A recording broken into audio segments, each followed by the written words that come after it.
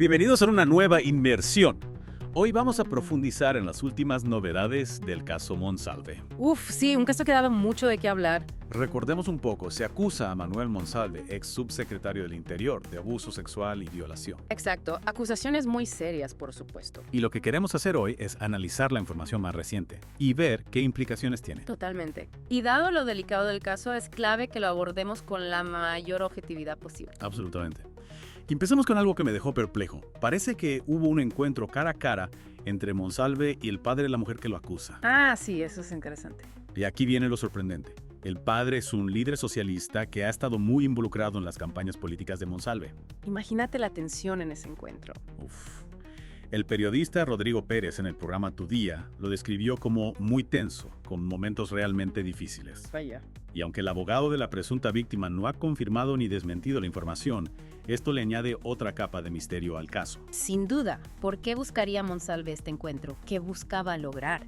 Son preguntas que todavía no tienen respuesta. Lo que sí sabemos es que este encuentro ocurrió durante el viaje de Monsalve a Concepción, donde también informó a su familia sobre las acusaciones. O sea, en medio de todo ese torbellino decide confrontar al padre de la mujer que lo acusa. Parece una jugada arriesgada.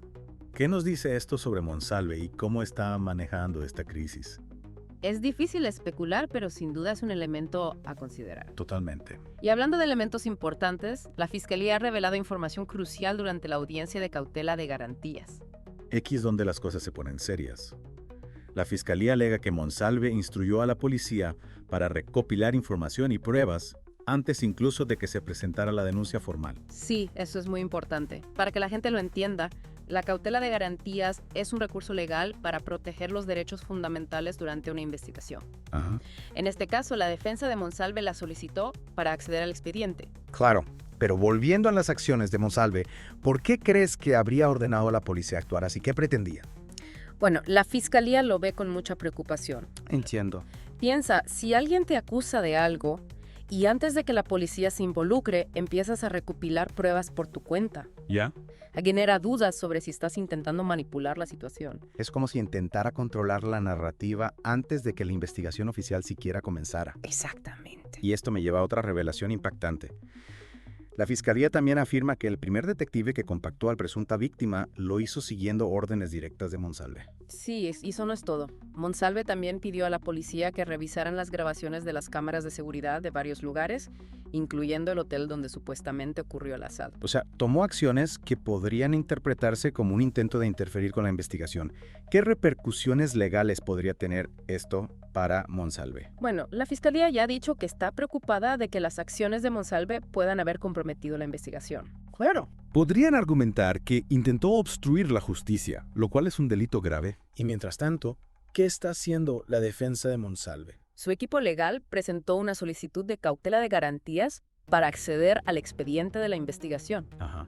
Argumentan que necesitan más información para preparar una defensa adecuada. Pero ¿cómo pueden preparar una defensa si, según ellos, Monsalve no recuerda los hechos en cuestión? Es un argumento que me deja perplejo. Esa falta de memoria es un punto central en su estrategia de defensa. Ya veo. Pero plantea una pregunta fundamental. ¿Cómo se puede defender a alguien que no recuerda lo sucedido? Es una situación realmente compleja. Y por si fuera poco, todo esto está teniendo un impacto político considerable. El gobierno ha recibido fuertes críticas por su respuesta inicial, especialmente por la tardanza en destituir a Monsalve de su cargo. Sí, es cierto. La gestión del caso ha estado llena de errores de comunicación y contradicciones dentro del gobierno. Ajá. Y esto ha generado un gran escrutinio público y acusaciones de un mal manejo de la situación. Y no olvidemos el silencio del ministro Álvaro Elizalde, también del Partido Socialista. Su falta de declaraciones durante todo este proceso es bastante llamativa. Sí. ¿Crees que este silencio esconde algo más? ¿Podría estar relacionado con las dinámicas internas del Partido Socialista?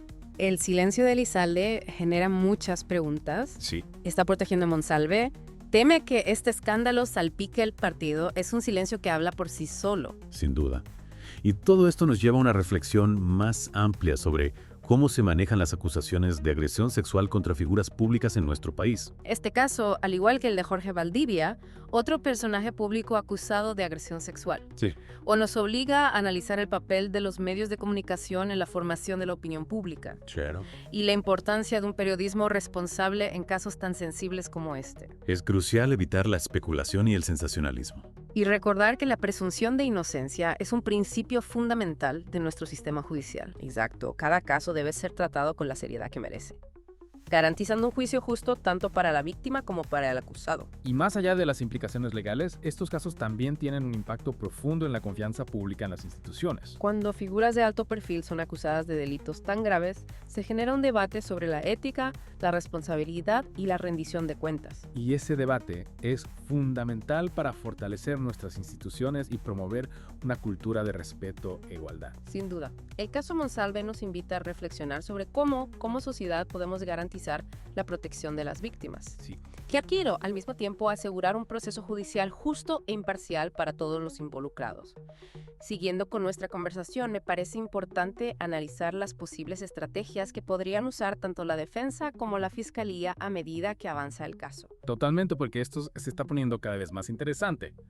Empecemos por la defensa. Ya sabemos que argumentan falta de memoria por parte de Monsalve, pero ¿qué otras opciones tienen para defenderlo? ¿Qué cartas podrían jugar? Bueno, una estrategia común en estos casos es intentar desacreditar el testimonio de la denunciante. Podrían buscar inconsistencias en su relato, intentar sembrar dudas sobre su credibilidad. Claro, intentar desviar la atención hacia la víctima, una táctica lamentablemente común en este tipo de casos. ¿Y qué hay de las pruebas forenses? ¿Podrían jugar a favor o en contra de Monsalve? Las pruebas forenses, como el análisis de ADN o las muestras tomadas en el hotel, podrían ser cruciales. Si los resultados respaldan la versión de la denunciante, serían una evidencia contundente en contra de Monsalve. Pero si no se encuentran pruebas concluyentes, la defensa podría usar eso a su favor, argumentando la falta de evidencia sólida. Es como un juego de ajedrez legal donde cada movimiento puede cambiar el curso del juego. Hablando de la fiscalía, ¿cuál crees que sería su estrategia para probar la culpabilidad de Monsalve? La fiscalía seguramente se basará en el testimonio de la denunciante, buscando corroborarlo con pruebas forenses, testimonios de testigos y cualquier otra evidencia que pueda respaldar su versión de los hechos. ¿Y cómo podrían contrarrestar el argumento de la defensa sobre la falta de memoria de Monsalve? Podrían demostrar que realmente sí recuerda lo que sucedió. Podrían solicitar peritajes psicológicos para evaluar la veracidad de la amnesia de Monsalve.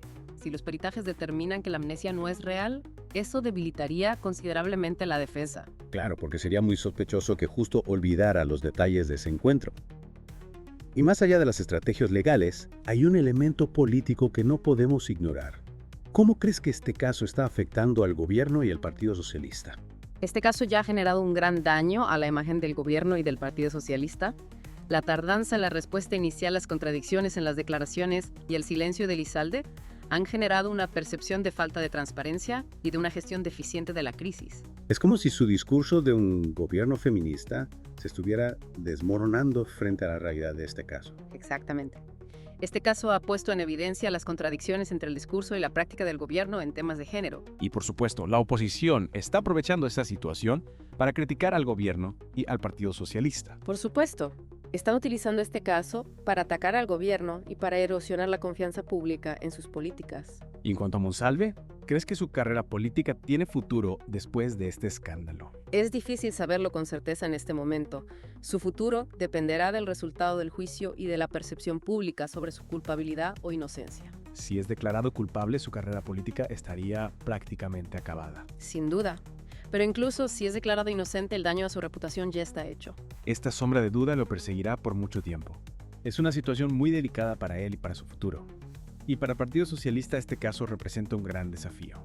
¿Crees que podrán superar esta crisis? ¿O las consecuencias serán devastadoras? El Partido Socialista se enfrenta a una crisis de credibilidad y de liderazgo. Necesitan tomar medidas contundentes para recuperar la confianza de la ciudadanía.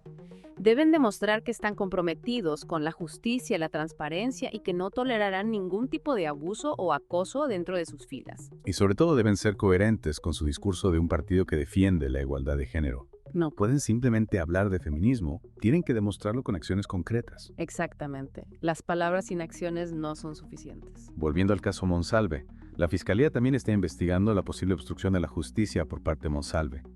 ¿En qué consiste exactamente esta línea de investigación? La Fiscalía está investigando si Monsalve intentó influir en la investigación o entorpecer el trabajo de la policía. Buscan determinar si sus acciones previas a la denuncia formal tuvieron como objetivo manipular las pruebas o silenciar a la víctima. ¿Y qué pruebas concretas tienen para sustentar esa sospecha? Algo más allá de las acciones que ya mencionamos, como la revisión de las cámaras de seguridad. Bueno, la Fiscalía está investigando si Monsalve contactó con la denunciante después del supuesto incidente. Si descubren que intentó presionarla o intimidarla para que no presentara la denuncia, eso sería una prueba muy contundente de obstrucción a la justicia. Claro, porque eso demostraría una clara intención de entorpecer la investigación. Y si la Fiscalía encuentra pruebas suficientes, ¿qué consecuencias legales podría enfrentar Monsalve? La obstrucción a la justicia es un delito grave que podría acarrear una pena de prisión. Si es declarado culpable de este delito, la condena podría ser incluso mayor que la del presunto abuso sexual. Es un giro inesperado en el caso que añade otra capa de complejidad. Y por otro lado, la defensa de Monsalve ha solicitado acceso a la carpeta investigativa, pero la Fiscalía se ha negado a entregarla. ¿Qué argumentos utiliza la Fiscalía para justificar su negativa? La Fiscalía argumenta que la reserva de la investigación es necesaria para proteger la integridad del proceso y para evitar la filtración de información que pueda perjudicar la investigación. Sostienen que en esta etapa la divulgación de la información podría comprometer el desarrollo de la investigación y la búsqueda de la verdad. Entiendo la postura de la Fiscalía, pero la defensa insiste en que necesita acceso a la información para preparar una defensa adecuada. Es posible que el juez les conceda el acceso a la carpeta a pesar de la oposición de la Fiscalía. Es una posibilidad. El juez deberá sopesar los argumentos de ambas partes, la necesidad de proteger la investigación y el derecho del acusado a una defensa justa.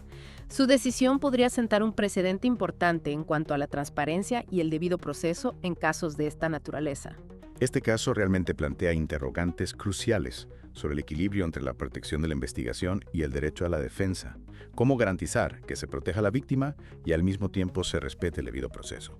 Es un debate complejo que seguramente continuará. Sin duda. La reserva de la investigación puede ser una herramienta legítima para proteger la integridad del proceso, pero también puede ser utilizada para ocultar información o para dificultar la labor de la defensa. Es fundamental que el juez actúe con imparcialidad y garantice que se respeten los derechos de todas las partes involucradas. Y volviendo al impacto político de este caso, ¿crees que este escándalo podría tener repercusiones en las próximas elecciones? ¿Podría afectar al gobierno y al Partido Socialista en las urnas? Es una posibilidad real. Este caso ha generado un gran descontento en la ciudadanía que ha expresado su indignación a través de protestas y en las redes sociales. La percepción de que el gobierno no ha actuado con la debida diligencia y transparencia en este caso podría pasarle factura. Es decir, la gente podría castigar al gobierno con su voto expresando su rechazo a la forma en que se ha manejado este caso. Exactamente.